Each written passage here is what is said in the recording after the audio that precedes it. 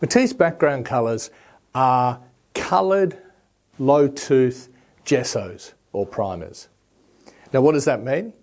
So they're a primer which will block any tannins coming through from wood, let's say, if you happen to be painting on wood, can prime just about any surface, certainly any surface that an acrylic, a water-based paint would normally adhere to, cardboard, paper, canvas, wood, metals, really anything that an acrylic will stick to. You will, the resultant finish will be a nice flat, matte, free of brush strokes colour that's even all the way across your painting surface.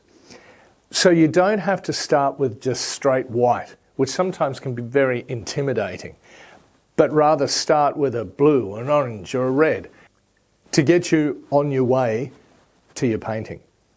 You can even use the background colours to block your work in different colours and have those coming through. I'll just mention that once you've finished your work, if there's any background paint showing through the paint over the top, you will need to varnish it. It's a very stable paint and of course light fast, but it's